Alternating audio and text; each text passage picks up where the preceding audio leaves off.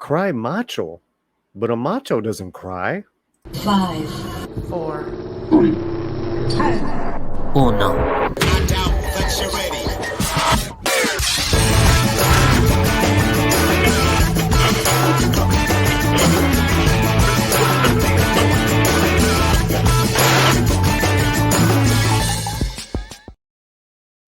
Paulie back here on the Latino Slant. What's happening, everybody? If you haven't, make sure you are subscribed. And if you'd like to, become a member. Memberships has its perks here on the channel, from one-on-ones with filmmakers and musicians to kickbacks at our merchandise store. So check all that information out as well. Okay, Cry Macho by the young and spry 91-year-old Clint Eastwood. Wow, what a movie. And I wanted to break it down. This first part, go non-spoiler on you, and then we break it down, the film more, as much as we can, as far as the scenes that struck us the most. But I said we, so I'm not going to do this alone. We're going to have not only Mexican Ironman. Hello, Mike. Hello, Brother Paulie. How are you, sir? Fantastic. But also Tom of Midnight's Edge. Hey, Midnight's Edge. Hey, Midnight's Edge After Dark. Yeah, man. I'm pleasantly surprised by this film. Yeah, it was pretty decent. So this, let me give you guys some details on this movie. This was based off a book that was written it actually first was a screenplay in the 70s.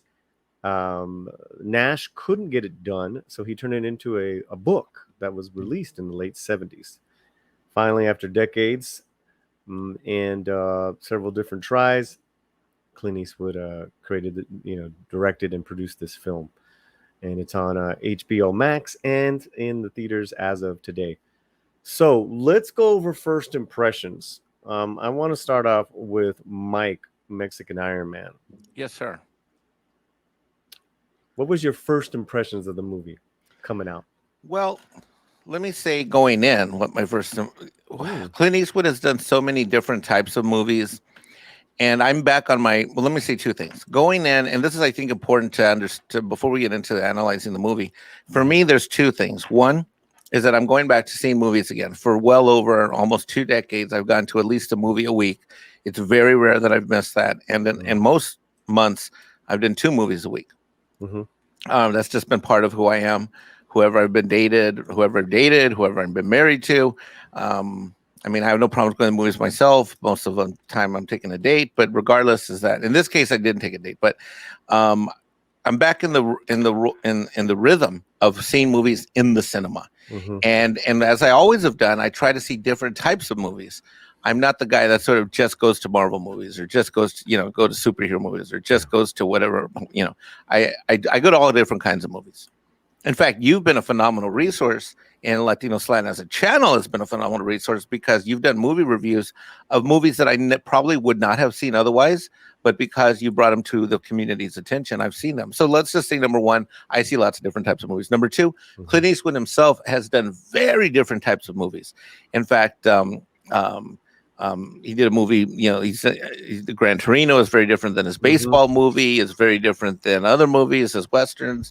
And so I kind of go in with zero expectations. I try not to be biased. I try to avoid spoilers, discussions to the extent that I can. And if I listen to people, they're people whose judgment I respect, and then I'll go and pull the trigger. Now, Clint Eastwood, I do have a soft spot in my heart for him as an actor. Gran Torino was a phenomenal movie. His baseball movie that he did is one of my absolute favorite baseball movies. And of course, as a little kid, my whole family watched many of his movies on Saturday and Sunday afternoons when they'd replay. So I went in with zero expectations. What I came out with in a brief, as few words as possible as I could say is I felt I had seen a heartwarming, good quality movie storytelling. and I was so happy. I Mhm. enjoyed it so much. I almost stayed and rewatched it and bought a ticket again and rewatched it, but I had some work Nice. to do back at the house, and that's because there were so many little. And I'm not going to get into them now, but there were so many little trinkets of gold in the Mhm. storytelling from a filmmaking standpoint that I wanted to see them again, and I do plan to see it again. In fact, I will probably watch it this weekend on my at home on HBO. But I did see it on the big screen, so that's my initial read. Tom. I've been a fan of Eastwood as long as I can remember, and I've seen most of his films. I have enjoyed pretty much every one I've seen. I can't think of one that I haven't really liked. Um, I had pretty typical expectations going into this one. Mhm. Yeah, I mean, I got what I pretty much expected out of it for the most part. Is it one of his best ever? No, but is it compared to a lot of films? I mean, I'd give it like a 7 or 8 out of 10. I mean, it was a very decent film altogether. I know it has a bit of a tumultuous history getting made, so that's also a plus that it finally did. But we'll get more into details as we get going here. So, for me, this film is a film. First of all, it's not a movie. It's not a it's almost a throwback to storytelling. It really is. Um, there's um, there's only life lessons to learn in this film, which is wonderful. I'm from what I'm seeing in a lot of reviews, a lot of men missing the nuggets of this movie. I mean, it definitely makes me want to retire to a ranch, in the West, I man. mean, it does have some qualities to it that are almost like Unforgiven in a way, I but it hear has a that. much different Mhm. ending. Yeah, yeah. Well, there's definitely, and you brought up a good point, is that there are qualities in every Eastwood film that you can say I love. Maybe you didn't like the film as a whole or whatever, but he always brings it. This is a master filmmaker, and what I got was so many wonderful like life lessons and in our mortality, and yeah, and I I almost want people, I almost want men to watch this when they're older, like in their 40s and 50s. Like there's a different respect. Um, some of the other dudes that I've talked to that are younger, they're just immediately bored, and it's really unfortunate because you do gotta just turn it all off, breathe, and slow down and watch this film because Well, it takes its time. forgive me if I'm wrong, but I think the sentiment you're trying to get across is that this movie has a lot of what this movie is about is usefulness or um because what's the word I'm looking for, like the whole thing is with like Clint Eastwood's character is Hmm. he's washed up, he's no longer useful, he has no purpose, finding your purpose in life, right? Like I think that's the big overarching theme of this movie, and Eastwood even says it in one scene where he's like, I'm done, kid, like you got a lot of years ahead of you. But I mean, it's just the other side of it is where the kid, I forget his name offhand, but like Raphael. Raphael, yeah, like he's doing his best to prove, who he is, and he's Hmm. just becoming a man as to where, like you said, like Eastwood is facing the last few years of his life. Hmm. So I think that's a big overarching kind of theme through the whole movie is what's your purpose? And you also see that in other characters as well. And we'll probably get into that a little bit more as we get going. But I think maybe that like that's the thing for like young men and older men. I think that they really hopefully that's what they get from this movie is like you got to find your own purpose. You can't just expect things to happen, kind of thing. And the main part of this movie is this young man who's 13 and this older man who's teaching him how to grow up. Yeah, I mean, it's just fantastic. And also, too, Raphael has had to do it on his own, and the loss of his innocence because of the life he's had to lead, prior to Eastwood meeting him. And it's not, it's a, that kind of onion peels throughout the film. Yeah. I mean, that's probably a good place to start breaking down the movie. I mean, we might as well just Mhm. kind of start from the beginning. I mean, the movie starts off, and it really doesn't need to be necessarily, but I don't mind that it takes place in 1979 and 1980. Hmm. So it is a period piece, but there's not a lot that really calls to it saying, "Oh, look, we're in 1979 or we're in 1980." You know what I mean? Like, there's not a bunch of music that really, like, you don't have a bunch of late 70s, early 80s music or anything going on. Outside of the vehicles and the fact that people don't have cell phones, Right. that's really the only thing. Yeah. Yeah. And even with the vehicles, like, this is the type of vehicle even now I would picture this type of character having, and this character would not have a cell phone. You know what I mean? Like, so there's things and elements they could have just had it take place now, really. So we're gonna get into it, guys. Into the spoilers. We're gonna start talking details about the Yeah. film, what So happens. the So story here's your kicks off. here's your Yeah. warning. Go ahead, Tom. I was gonna say, yeah. So the story kicks off, and Dwight Yoakam, who's a very underrated actor, guys. Oh my God, he's so. I mean, good. everybody knows him for his music, of course, which is strange because he's had like maybe a couple hits compared to the amount of movies he's been in. But Right. he's such a fucking chameleon. There he is, right there. He is such a chameleon that he plays, the funny guy, the asshole, the bad guy, and this role has got kind of several different layers to it. And again, he's kind of a background character, but his character kind of kicks off the story. And we start off with Clint Eastwood's character, who's a horse tamer. Right. And he's basically become useless to Dwight Yoakam's character, and he's not really nice about telling him that. So, like, right off the bat, our first introduction to this character is he's late to work, and Dwight tells him, it's the last time. You're done. I'm done, carrying your weight. You're no longer useful to me. Get the hell out of here. Like, that's how the story gets kicked off. He kicks off the whole story because Clint barely says anything. Yeah. And Dwight's got to get through all the chunky, backstory, Well, which he does really well. Yeah, we get a whole bunch of backstory, which is Right. a little bit of dialogue from him. I mean, and it was quick.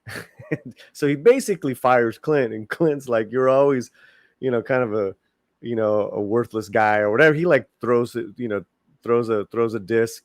He's like, "But you don't have to be rude about it." I cracked up. Oh yeah, it's a typical Clint fashion. I cracked up. And then so that's our introduction to the movie and to their relationship. And then a year later, Clint's, chilling, I guess at his house or where he lives. Well, he and, comes home and Dwight's there waiting for him. Yeah. Right. And we get a little more backstory of him being a rodeo, guy. Again, the relationship, the exposition. And basically says, "Listen, I'm looking at all these awards and everything that you got, and I'm realizing I was behind all this. I paid for your house. Like maybe he was still paying. I don't know if I got that. He said something like paying off his mortgage. Yeah, right. So you get another dimension because it's like, oh, Dwight's such a jerk. What an ass. But then it's like, oh man, this guy's his boy. Like it's kind of being a dick about, but he's kind of laying it out on the line, like, kind of an extension of the last scene we seen. Only now it's like, I need your help, and I'm asking you for this one thing and one thing only, and you're the guy I know who can pull it off. And that, of course, is he wants him to go basically kidnap his son from his son's mother in Mexico without speaking any Spanish. Yeah, without speaking a lick of Spanish.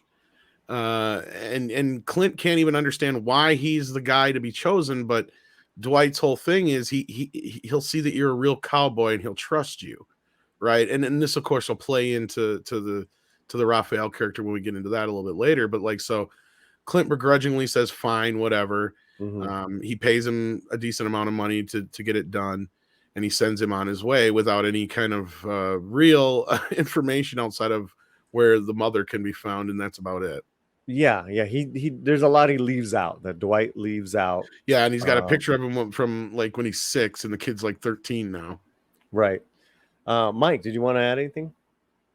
No, I think you guys are doing a great job of factually breaking down what happens in in the scene by scene of the movie. Keep going. It's all good.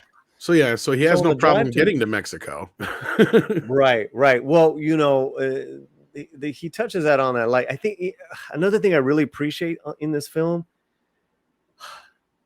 it, it's really about these higher ideals and lessons and values, not so much about the border, Mexican, white. The There's border has little to do with the movie. there's jabs. You're right, and I said this to Mike. I said, Mike, this is not a Latino film, even though there's a Mexican, a huge Mexican subplot. It's a cowboy film, and it's it's It's a through his modern day lens. Western. It definitely is. Right, it's through his lens, Tom. Through this old man's lens. And when do we have a movie told through an elderly person? I think it's fantastic. Well, they do it in a really kind of interesting way too, because you're right. Like getting into the story, then so he gets to Raphael's mother's house, and it's this big lavish place, and not quite what he Mhm. was expecting, because the way Dwight's character explained was like she was this whore, and you know the kid's in probably really bad shape and bad conditions, and the first thing that Clint says is, "Oh yeah, I can see the kid trying to run away from this place." Kind of Right. It's like, comment. why would you want to run away from Why this? the hell would you want to run away from I just this? said And then that. he meets the mother, and he Right. starts to understand, which, I mean, yeah.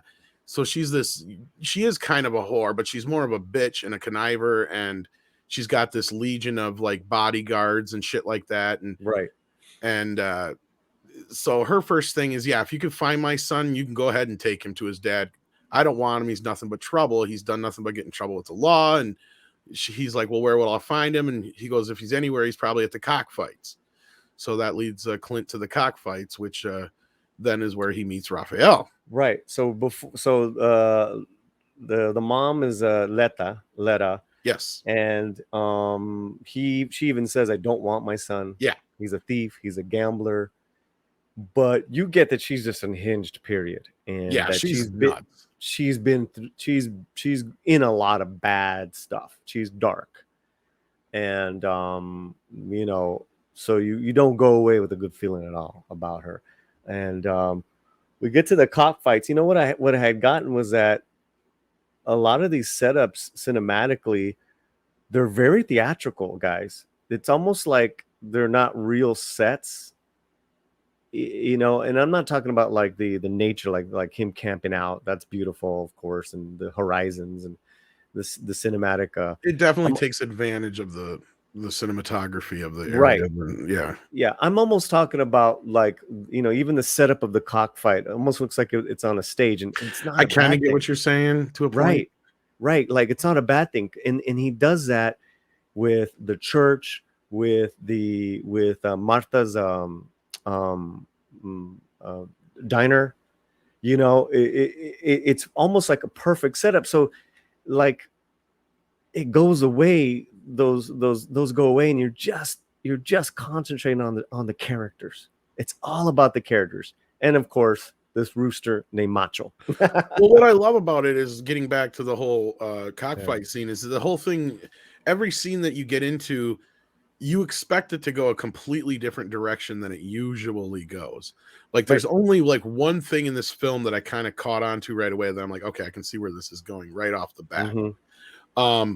And so yeah, we kind of meet Raphael, and kind of I hate calling it a meet cute, because it's not a love story, but it's the same kind of thing. When you have the situation where the cockfight gets busted, yeah, and of course Clint knows he's still there. He's like, "Come on out, Raphael! God damn it, where are you?" So like, he's like, "I ain't looking for you." Yeah, and he explains who he is and why he's there and all that kind of stuff. And so Raphael makes his presence be known through Macho. And that's where we also are introduced to Macho, who's a very interesting character as well in his own right. He's great. What I got from this, obviously, is a strong, proud boy, almost, acting the part. And it's a very boy and his dog relationship, more so than anything with Macho. Like, that's what I love about it. Yeah, and we know you don't, in full disclaimer, I mean, you don't see any Gallo's fighting in the film. It's like only alluded to, and then right before the fight starts, the cops break it up. So if you're worried about that, Oh, there's no animal cruelty in this at all. If anything, there's animal respect and appreciation. Yeah. There's so much animal love in this movie. It's just crazy. Well, yeah, we'll get to that too specifically, because that's the whole thing with Clint's character. Like, because right off the bat, you're like, oh boy, he's not gonna like this, and he doesn't like the chicken right at first. So they have their first talk, and from what I gather here in my notes is that Rafa really loves the cowboy way. He's lured by Clint's stoic, honest nature. So says, yeah, okay, so let me go get my stuff, and we'll meet up. Yeah, so Go Dwight ahead. quite hasn't really lied to him yet, per se. So as far as we know, I mean, yeah, there's a few things that don't add up, but yeah, for the most part, he's like, oh yeah, because he's quick to trust Clint, just like Dwight said he was as soon as he found out he was a real cowboy. So clearly that's shit that he's into. So, like he knows his son well enough there, right? Yeah. Mike? But I think that's important because, like, it does really kind of, because as we get later in the story, I think those two characters' relationship is a big part of what's to come as well. So, well, one of the things I found heartwarming is that there are two things that stood out for me up to this point. One is that as a dad, I'm looking for positive male role models of strong men. Now, is Clint Eastwood this guy's dad? No, but he sure as heck does a lot of things that a dad would do. And that in the ethos is referenced there. In fact, one of the great things about this movie is that you have a comparative contrast between who acts like a better dad, the kid's real dad or Clint Eastwood, and how are they different? And how what I love, Mike, also is that Dwight's character isn't quite treated as the typical bad dad either. Right? Exactly. He has several layers to him, and that's what I was getting to. More so is like Dwight at least knows the kid enough to know that Clint's the guy. He even says that flat out. He's like, as soon as he knows you're a real cowboy, he'll trust you. He'll come with you. And every character, I'd like to say, men and women in this film are deeply complex. I mean, even the mom, she's trying to keep her dignity, but she's lost. Are you talking about Raphael's mom or? Correct. Yeah. That actually gets us in the next scene because he goes back there so Raphael can get his stuff, and at that moment, that's when she completely flips on him, right? Well, first she tries hitting on him. First she says, "Come to bed with me." Yeah. So first she tries sleeping with him, and which he's is like, wild. "No, I'm good." Yeah, because I'm like, yeah. It was a wild scene. And then when he doesn't take the bait, she's furious. Yeah, and then at that point she's pissed and she's like, tell him to get out of there, and she'll call the cops and tell him you're kidnapping, all that stuff. So she's really starting to show her true colors there, right? So we start to see, okay, this is what the kid's been dealing with. And he even hinted, that she had been basically letting men have their way with him and other things like that. They don't get deep into detail, but you get this pretty elaborate picture of what is going on in this situation and why this is. And Clint knows he's got to get this kid out of here. Right. So he takes off, and Raphael and Macho, the rooster, are hiding in the back of the car. So he's like, oh shit. So they go and have their first, they're camping under the starry night, which is fantastic. Like every boy's dream as far as just being a cowboy. And they have their talk, and there's, they talk a little bit about trust and being macho.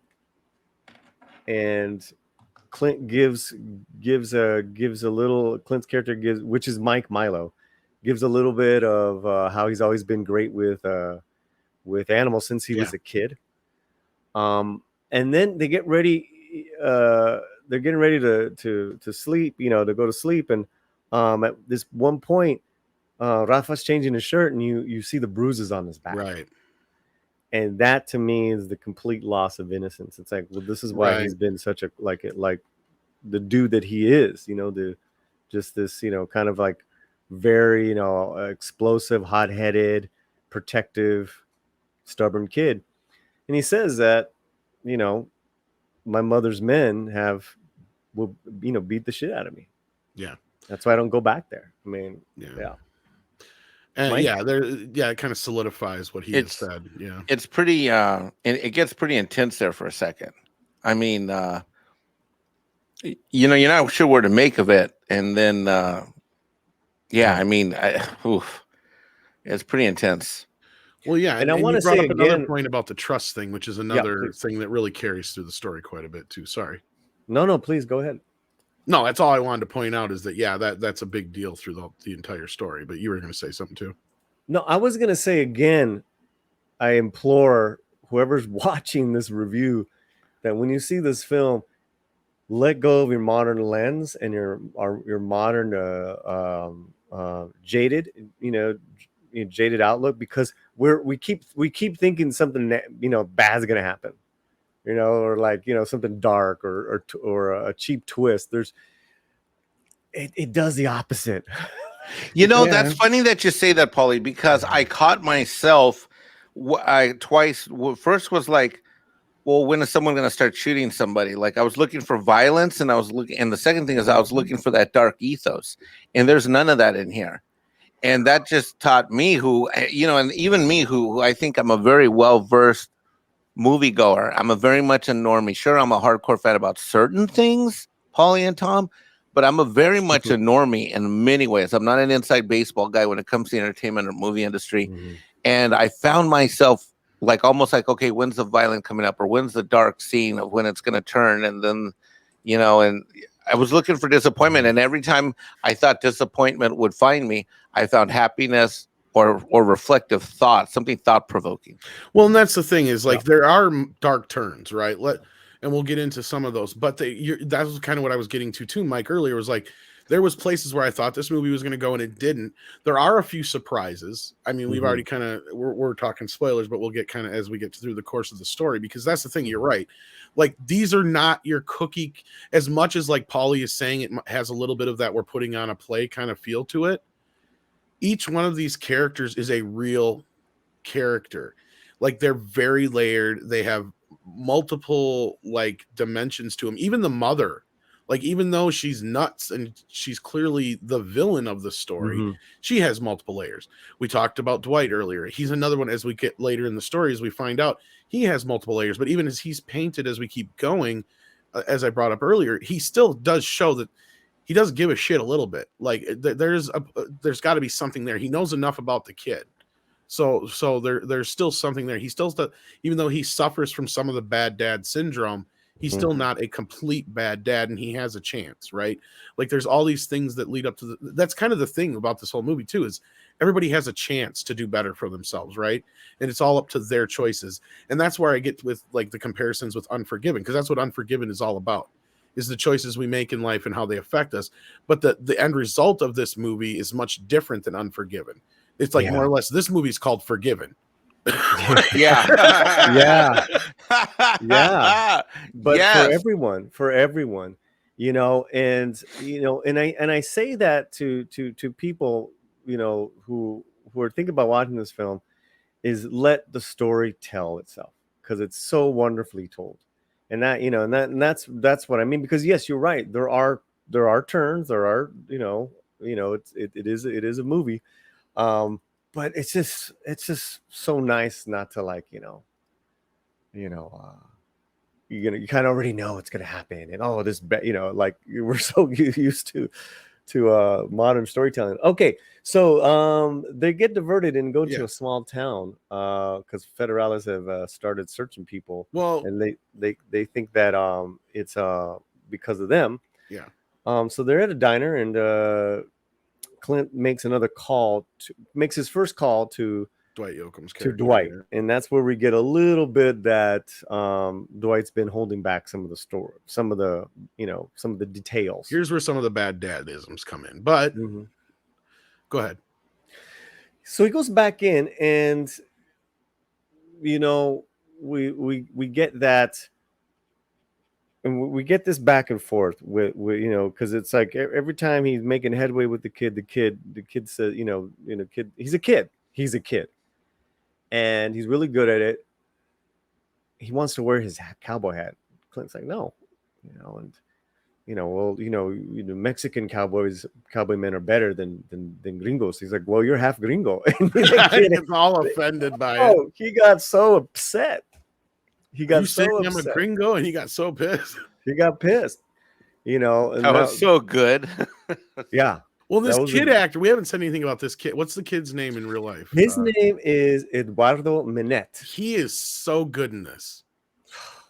You know what? There's a little nuance to him, and if you're a dad or and dad of a son or a daughter, but when you're talking to them, and sometimes when they're talking to you and they're being honest, well, sometimes it's when they're lying to you, but where they look off to the distance or down left or they down right, and they're because they're thinking, they're not at that, they don't have that maturity yet to where they're able to just engage in discourse in real time, and he brought that charming aspect to the role, and I thought that made the role believable, and that made his performance, because he had some lines that were, I think some of them were kind of hokey and weird. I don't know if weird is the right word. Some of them were a little bit hokey, but he pulled them off, and he pulled them off because he brought that youthful sincerity of a kid. The awkwardness. Yes, the awkwardness. Yes. Very awkward. Because normally in a movie like this, if you have a 13-year-old, they would have cast like a 16, 17-year-old.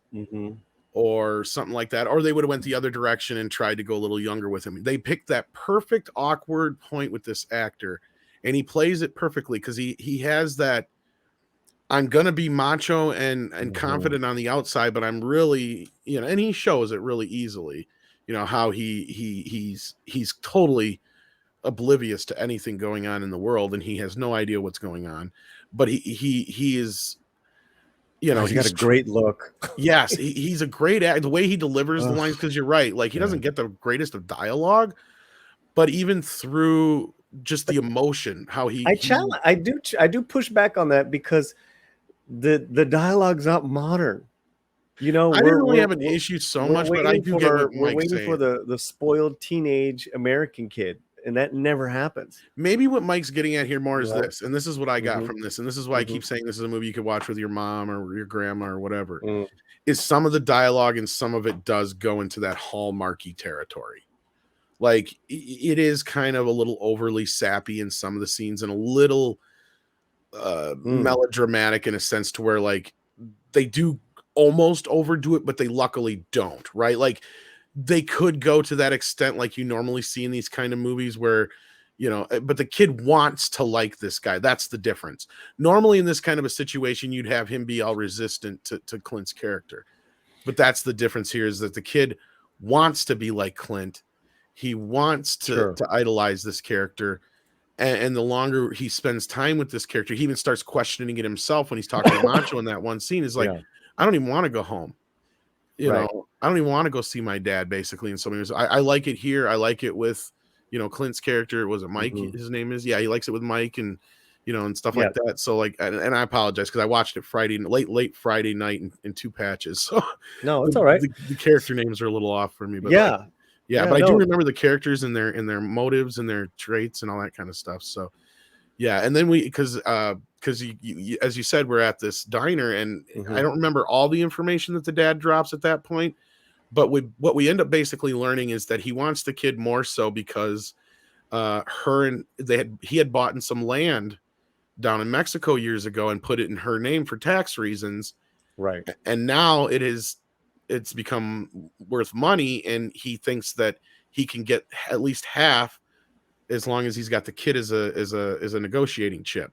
So that kind of pisses Clint off, something awful as well. Yeah. And I don't remember if that's all in this scene or if he learns part of that. It's not. It's a little bit, because then there's a second call. That's exactly when they kind of hide out in a second town. But okay, so I'm getting ahead of myself there. Sorry. No, but it's all kind of like that onion peel, and you're correct. What happens is that he storms out, and there's an interesting.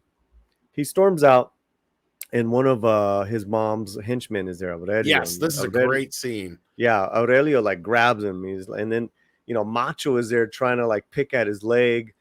Stop messing with Rafael. Then Clint comes out, and they have this exchange like I'm taking him back and get the hell out of here, old man. And Macho picks at him at the right time. Macho's great. Oh my Yeah. God. Well, that was what scared me because you kept talking about a dark turn. I'm like, I'm waiting for that chicken to get killed. Like this Hey, chicken is gonna die before we'll this say movie's this right over. now, just because Mike, I said there would be no rabbit chicken talk, but Macho is no rabbit chicken. This is a gallo. Well, and the what I funny mean, thing, though. the funny thing is this, Paulie, is that if you've lived on every summer when I was a young kid, I'd go I back know to where New you're going Mexico. with this. I'd go back to New Mexico, Yeah. and my tia, my aunt, and my uncle Junior had chickens and hogs and different animals right on the property.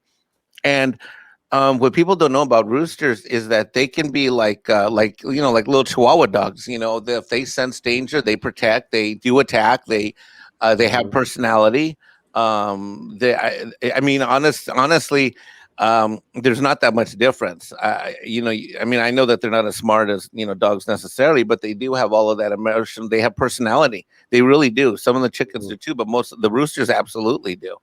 And so that doesn't that part of me is completely believable because I've seen it. I grew up with it, and Well, they clearly and trained Macho enough for this movie. I mean, and the scenes that he has, I mean, I've seen roosters do that kind of stuff, and it was totally believable to me. So one of because my I've seen it favorite before. shots is when they're walking down the road and it's a shot from them from the back, and Macho's just walking along with them like a dog. Dude, don't even start with me with that scene because that's what we're coming up to. Yeah. All right, let's go. But anyhow, I just wanted to say about the whole going back to the whole henchman scene because that's a great scene. Henchman, so there's all those guys standing around there, right? Yeah, and this is the moment for Raphael, to do something, and he does.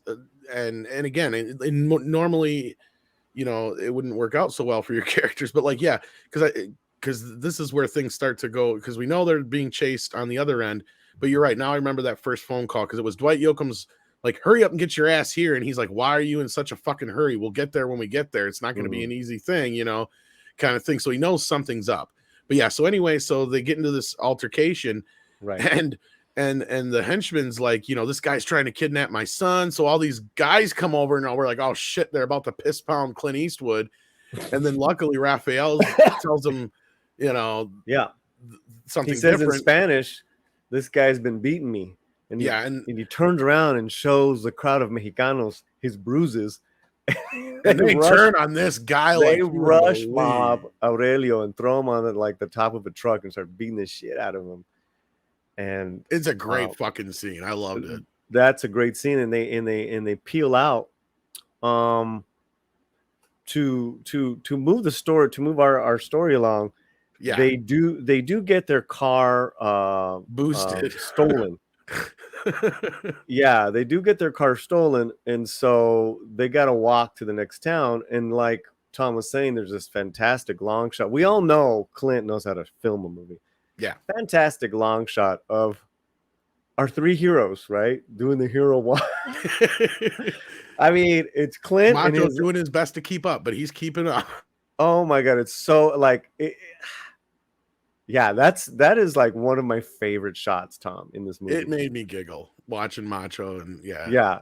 And then they kind of do a crossfade where they're even farther away, and you get to see Macho in between both of them. That's what I mean. Like he's keeping up just like a dog. It's like yeah. So they get this little town, and they duck into this town, and they duck into Marta's cafe. Marta is played by Natalia Travin. She's really the female lead of the film. Yes.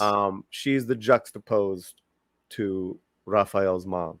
I get emotional now, like just thinking about what a wonderful, deep character this Marta is. This was the only character where I seen shit coming from a mile away, but I didn't mind. Right, as we get along. Yeah, I get it. I get it. But that, to me, again, Tom, that's like we got to just enjoy. I mean, of all the things in this movie, considering like I just brought up, I thought the chicken was gonna die, right? Like, and it's all because they set it up that way, right? Because that's what this movie was great at. It was good at setups and payoffs, but a lot of times it didn't pay off the way you expected, right? Like we just talked about that great scene. Yeah. Well, that's because the scene before we saw the bruises, right? Yeah. But we didn't expect them to pay off like that. Right. And exactly. So as soon as Macho became heroic, I'm like, oh shit. I know there's going to be a scene where this kid is crying over his dead chicken. But luckily we don't get that. It's a subversion, but in a good way. Like the expectations are toyed with a little bit, but not in a bad way. So they duck into her cafe. The Federales are kind of after him. She protects them and closes up shop. They don't come in. And there's an instant connection between Clint and Martha. Not just that, but her and Raphael as well. Yeah, absolutely. Like she becomes very, maternal and motherly to him, and she just instantly is. You can tell she's attracted to Clint. And of course Raphael, talks to her a little bit and finds out that she's a widow, and he's a widower. As he found out in the one scene, a very touching scene before, or is that's later? That's later. Hold on to that. So yeah. What was fun here was after they leave, there's a little time lapse. Clint takes a nap in they need a place to stay in the booth. No, it's in the booth. Oh, is it in the booth? In the booth, he takes a nap. And he wakes up and you see Macho. Oh, Macho in his face. Yeah. He's like, wake the fuck up. He's like all like that. He's like, yeah, Macho's like, get the fuck up. Yeah. And Clint's like, I dreamt that I was in a desert bar, and look, I'm in a desert bar. So that was a great line. And he's like, you didn't drink in my coffee, did you? I mean, this is great. Macho's become more of this third character. Yeah. So yeah, they do take off, and they get diverted again back into town. Is this where they get rousted by those cops? No, not That's yet. the next scene? Okay. This is where they decide to come back into town, and they because of the roadblock, right? Right, because of the roadblock is also they see the thieves that were arrested. Yeah. So they got with their car, and Clint's like, "This is a shit show. We're going back into this little town." So the little town, there's a church, and they get into this church, and this is probably one of the best written scenes in a movie you could hope for. Yeah, because it goes from faith and God to we're all children of someone, to Raphael asking, do you have children? And that's where you're like, oh fuck. Clint talks about losing his son and mother and wife in a car accident, and he's like, but the guy that got me out of that was your dad.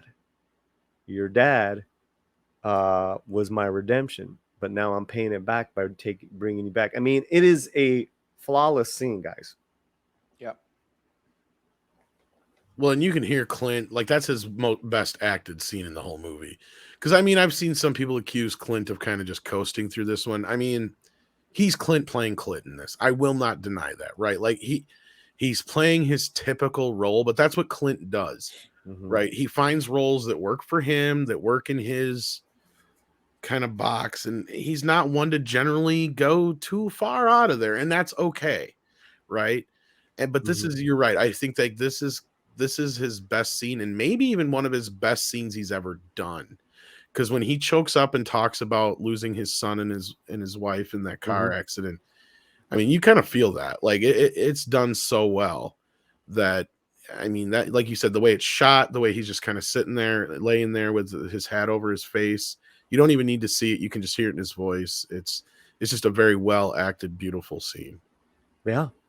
Mike, did you have anything to add? It's incredibly touching, and one of the reasons I'm glad I watched this on the big screen is that in order to catch, I know Tom, you watched it on HBO Max, but one of the things that stood out to me, because I'm again this huge screen is in front of me, right, and again I have a pretty big. I've said it before in many shows. I've got a pretty big TV at my house, but there were so many little things that you notice, little nuances. And one of the things that stood out is that the impact of the words that he said by my being able to see all of his facial expressions was where the true quality of the acting came out, especially in that scene. So there's a montage that happens, as far as them staying in town, helping out at a ranch. Well, they're kind of stuck there because the car that they stole, right, which we kind of like, we kind of glossed over. Like, even though they had their car stolen, like Raphael's like, well, we're gonna steal this one.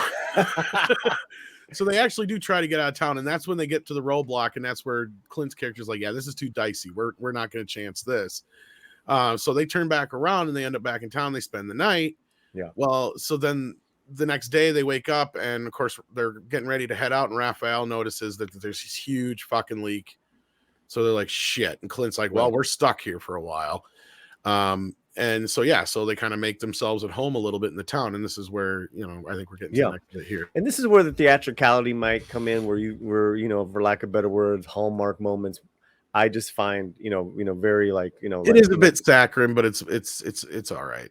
Right. But it is all right because it's like the characters are so well done for me. Right. There's a lunch scene where Martha has everyone in, and we discover she has 4 grandkids. Yeah. And,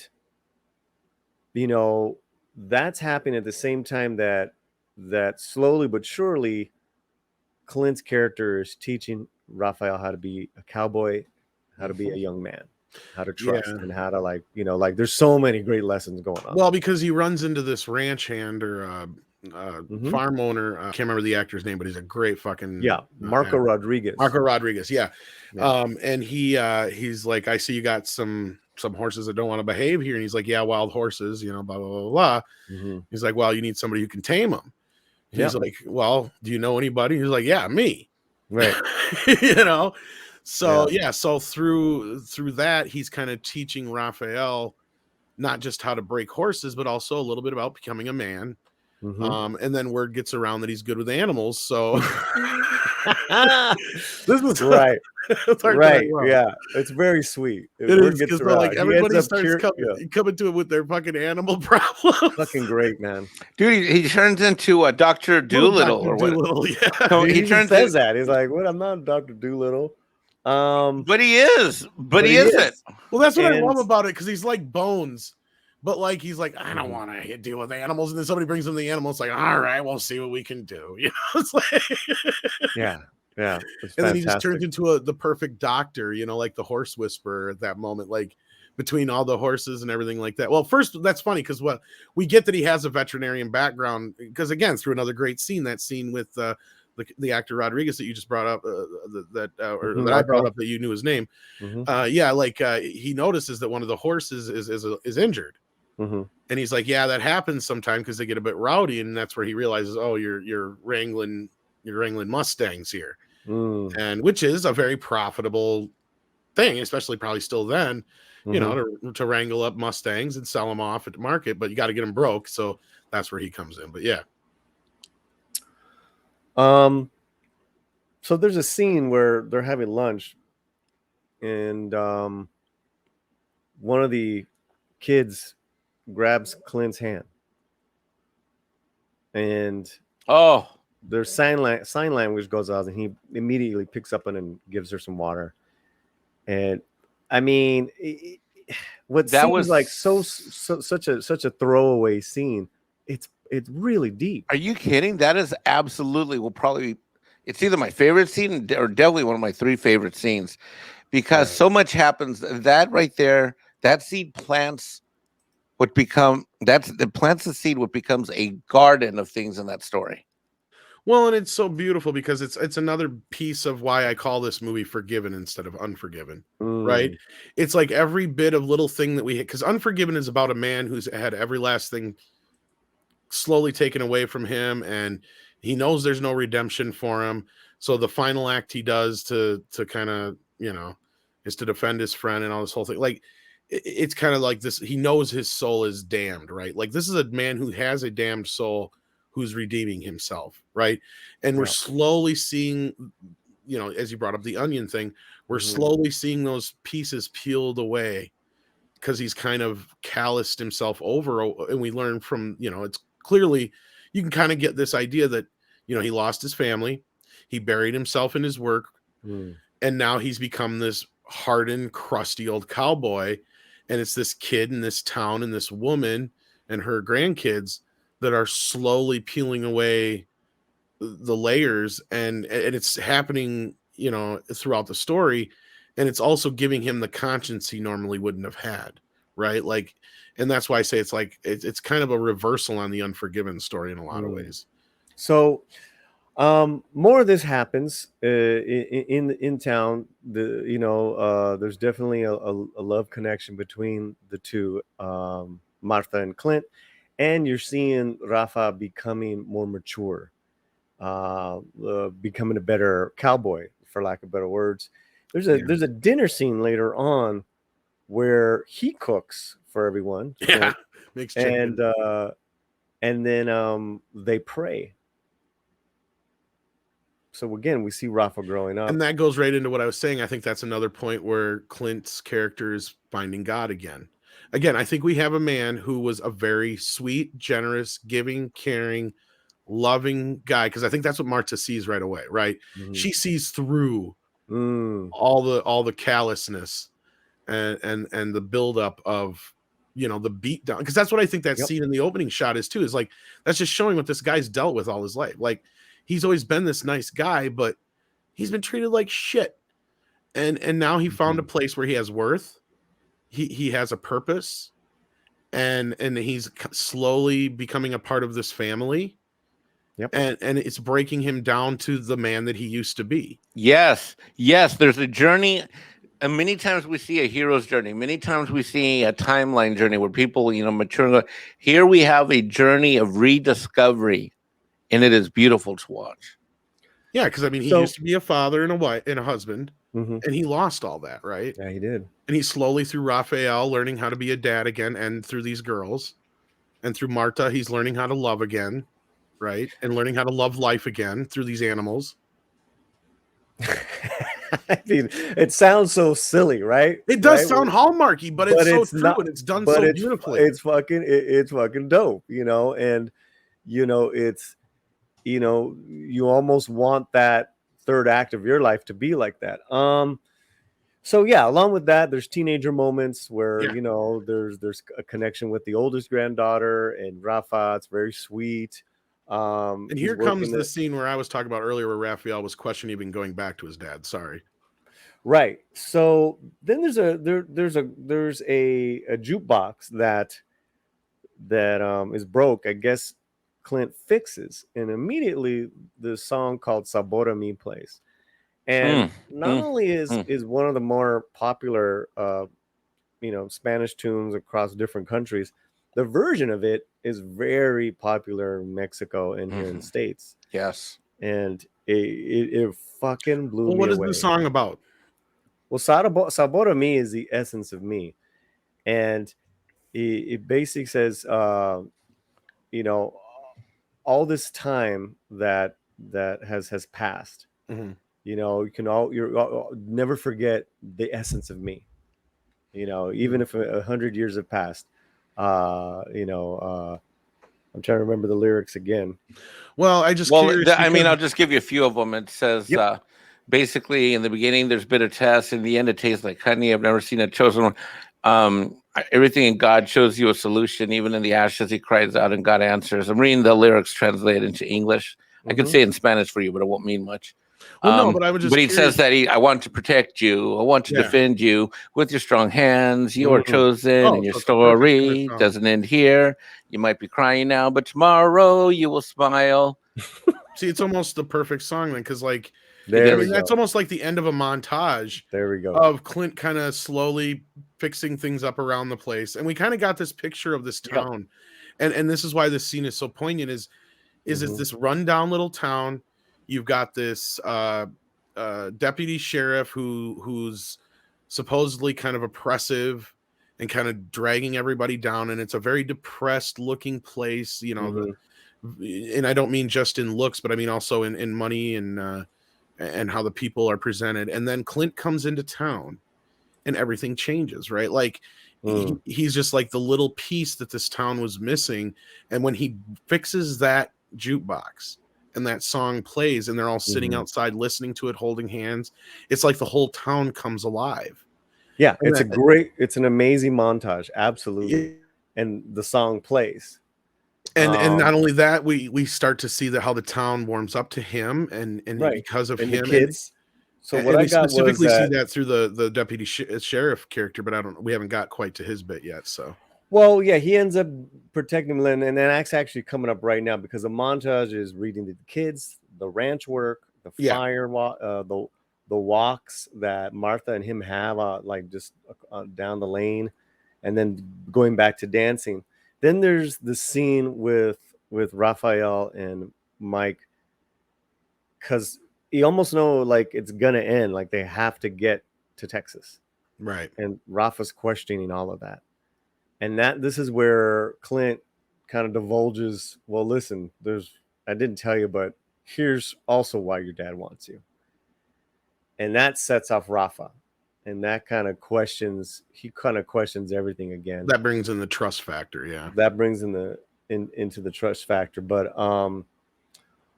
the real world comes in because they see Aurelio with some federales, and it's like, we gotta go. And they leave, and this is Martha says Martha says till the next time we see each other, and she's like really like, heartfelt, which is a great little thing because Mexicans never say bye to each other. I said always like, it's more like so long or something. Oh, hasta la próxima, que le vaya bien, right? And that's what she says. You're just like, fuck. That was fantastic. So yeah, like you said, well, it's a great scene because we see that the sheriff, who has even been, because they had their little face off just before that in the scene where he's helping the animals, and he helps their dog, even though he's like, how the hell do I cure old? Like, that's a great line. That's such a great line. You can't cure old? Yeah.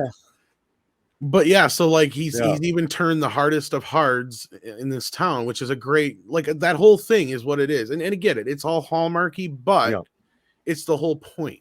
Like he's rediscovering himself, as Mike just pointed out, on top of this town is, reinvigorating itself. It's no longer under the oppression of the sheriff, who's kind of, no longer being a dickhole to everybody. So he's done great things, but like you said, now, the heat's on. He's got to get Raphael home. His dad's pissed, and they have their little out, back and forth, because I know you got to get rolling here too. So, but I know, those two have it out, and and Clint's like, look, I didn't know, right? But I'm telling you now, so and he kind of gives, I think he kind of gives him a choice at that point, but like, it's still kind of that point, like you said, it's kind of the end of the road. Yeah, there's two, so they're heading to Texas. But they get stopped. There's two incidents that happen. One is the federales just stop them and tear up their car, and which I kind of like this scene because normally, even though they're kind of dicks, they could have been shown a lot worse, especially considering they're Mexican police. So, because he had the one guy was a real dick, but the other guy was kind of nice, so they at least played it.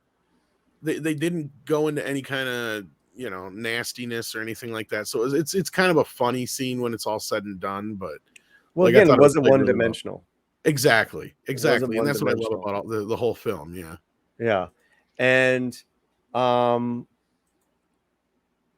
there's this whole thing with trust and telling Rafa, look, your father lied to both of us, but he still loves you. He wants to be a dad. Like, you got to give him a chance. Then they get run down by Aurelio. Aurelio like never goes away. And this is you where kind of feel sorry for the guy after. Yeah, he's like the worst narco ever. He's like, can't do shit. God, it was so good. this is where Macho saves the day. Literally, Literally say This is where I thought he was gonna die. right, but he doesn't just save the day; he saves the entire ending of the story. Yeah, go ahead, please.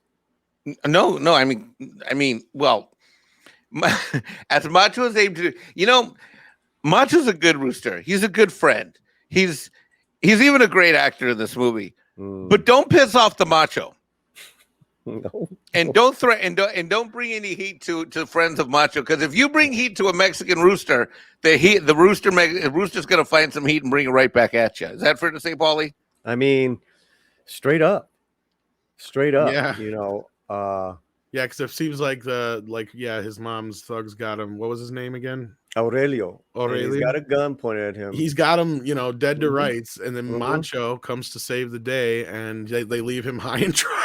They take his gun. They take his nice ride. Poor guy, and for the benefit of people that are watching this, they might think it's a ridiculous concept that a chicken rooster or the rooster would act in this way in the movie. Well, let me tell you something. If you've ever tried to hold a wild cat with like claws out and try to get a hold of a pissed off wild cat, it's a lot like that, except the claws of a rooster are like razor sharp. Well, I mean, they're smart enough to know to go for the eyes. Yes, exactly. Yeah. So they finally get to the border, which looks like an entrance to a park, which I think is another way that Clint is showing how just times have changed, which is wonderful. They have parting words, and Rafa gives him Macho. And I was just like, damn, that was pretty cool. But Clint even says a joke, are you sure there might be a Saturday night barbecue? Right? But we know better. But this is the best part, because it's kind of, this is where I love the film, because it doesn't leave it on that note of, because any other movie that did this, now if this movie was made 10 years ago, 15 years ago, they would have changed the ending to where the kid would have refused to go with the dad and stayed with Mike, which we all would have cheered. But again, that's where I feel like they made it the right choice, because he left that door open. He's like, where we're at, kid. Yes, I love that line. He said that. We're always here, where we're at. So he sends him off to his dad, and they have their their reunion. So it's like left on that note of, okay, this is in Dwight Yoakam's hands now. He can be the dad that he told Clint he wanted to be. Otherwise, we know this kid has a place to go, right? So we can kind of set it up in our own mind that way. And I believe that, to me, that's the best way to end this movie. And it's not we don't know that it's an ideal place to go. We don't know that it's a bad place to go. But what we know is that it's a place that reflects life in the human condition, which is that it's going to be complex. Exactly. And we don't know how it's going to go, but we know it's going to go the way life goes. Okay, couple things with that, which is fantastic. Let me just say that it ends where, like you said, he goes with which you would expect that he would like you said, oh, let's just stay here, happy ending.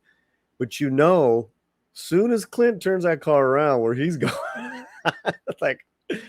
and the music starts again. And that's where we get starts again. Yeah, and that's where we get our reward, because we know Clint is going back. Yeah. And he's going to spend the rest of his days with Martha.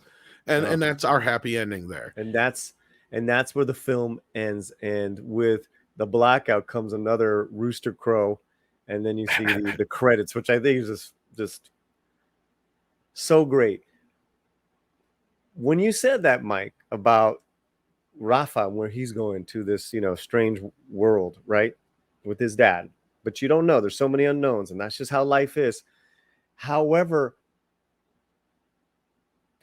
what I thought was wonderful, especially I saw it twice now, was that, well, Raphael wasn't ready to go. He needed those 2 weeks with Clint's character and in that town to learn some fucking lessons and how to get some tools under him. Well, frankly, although he's still the same age, he needed to grow up and man up a bit. Well, and Clint even says it in that one scene, Mike. He says, "You'll never make it up there. We got to toughen you up a little bit." Yeah, because like a lot of that good catch, Tom. Good catch. Yeah. I totally forgot about they won't put up with that shit up in Texas when he steals that car. Oh, that's right. Or try to be macho. Which, Tom, that is such a good catch. I totally forgot about that scene. Yeah, you're right. And again, this is 1980. So when he says, you can't be doing that macho shit up there, it's not like, like, oh, because it's woke now. It's like, no, You'll because get your ass shot. you'll get your ass kicked. Yeah, it's fantastic. But again, Rafa was ready after whatever that time frame was, a few weeks, to go up and be with his father. I mean, they just think it was fantastic, and that's it. That's our breakdown of Cry Macho. I loved it. Again, it's not Clint's best, but it's definitely up there. It's somewhere in the top 20 for sure, if not top teens. I definitely recommend it, and it's a movie you can watch with your family. I mean, the kids might find it a little boring, but hey, I mean, your mother and your grandparents are going to love it. Your dad's going to love it. It's definitely a great Sunday afternoon family matinee movie, especially, to take, your folks out to the movies or something like that. Definitely, I'd recommend it. Well, cinematically too, Mike, you saw it in the big screen. Yeah. If you can we're going to wrap it up and just say a couple words about that. Well, I think, it's the reason why I'm going to say this, and I've said it on Midnight Edge After Dark with Tom several times. Listen, I've got every streaming service. I've got all the best. I've got all the gear that someone would want for home entertainment. That being said, when you're looking on the big screen, the cinematic scape, the scope, the depth, it's very different. I'll tell you one interesting difference too. There's a few scenes in there, and this comes from a sound recording standpoint, Tom, which you've helped me gain a huge appreciation for in the time that we've been working together. So I'm sitting in the theater, and someone knocks at the door in one of the scenes, and I hear it to the back left of me, but I watch their reactions in front of me. And then there's another scene where I can hear the car coming way in the distance in the far back right of me. And then as it comes closer and then comes before me, then I see the sound coming out to the front from the front of me. Well, listen, even if you could argue, well, I've got surround sound in my house. You know what you do? I do too. And I have a really big, a huge widescreen 4K TV. But you know what? It's very immersive. And when you're dealing with the music like that, when you're dealing with the music, the sound, the audio, and then of course what the video, the actual movie, the cinema, you get a different reaction. And I think that's what kept me engaged. You're sitting there, and this is another thing I think that's wrong with movies today, is that if we don't find something that we like pleasing, it's very easy to stop. And then we have to come back to it or not. Now, people like Tom and I are, real hardcore fans, so we'll come back to something that we want to finish. That's not a problem. But I think for the average person out there, if you have a chance to see this movie, go watch it in the theater. You're going to have a great experience. Again, don't go in with expectations that this is a shooting up Western. Don't go with expectations that you're going to be. Don't go with any expectations. Just sit back and enjoy being at the cinema. And I'm going to say cinema. I'm not going to say movies. I'm going to say enjoy going to the cinema to see a motion picture that tells a great story of life. Now, is this 4 stars out of 4? No, it's like Tom said. It's probably, I don't know, 8 out of 10, maybe, I guess. But you know what? It's a shining platinum 8 out of 10. I'll tell you that much. And I don't regret going at all. I am so happy that I pulled the trigger. And I'm going to say this, Clint, and I know you're not listening, but I hope someone on the production team of this movie does. As a Hispanic myself, born in the USA of Mexican American descent, I want to, I want to thank you for doing as much in 90 minutes to 2 hours of this movie that I saw for Hispanic Heritage Month and my people. And the topic matter was treated with total and complete respect and honor and dignity. And I want to thank you for doing more than I've seen all of Hollywood and all these corporations across America do with their fake stuff. This was real and it was genuine. And thank you for your respect. And thank you for giving me something that I could enjoy as an American going to the cinema and enjoying this movie for what it was. Last great point too. A lot of Latinos were hired in front and behind the camera. Very true. And if you like good music, the score was fantastic by Mark Messina, and the single "Find a New Home" by Will Bannister was played at the beginning and at the end. That's on the soundtrack. The song "Sabor a Mi" is not, but you can get it. It is by Los Panchos, "Sabor a Mi." Thanks a lot, gentlemen. Can I say one last thing though about this? Yes, please. Clint could have made this movie years ago, but I think he had to wait this long to make it. I don't think he would have made the same movie. I think he had to be this age to make this movie So I feel like that's a good reason why it took so long for this movie to be made. Well, I will, yeah. And I will say I probably liked it a lot more than you guys. I mean, I know you guys liked it. I did enjoy it quite a bit. No, I know. Don't like I it, probably but liked it like a couple notches more. I just don't want anybody going in expecting Unforgiven. That's my thing. No, it's not. It's correct. All right, everybody. Thank you so much. Love you all. Cry Macho. Thank you, Tom. Cry Macho. Thank you, Mike. And we will see you a la próxima. Wherever you're at, keep your slant fuerte. Hi, everyone. Come on, y'all.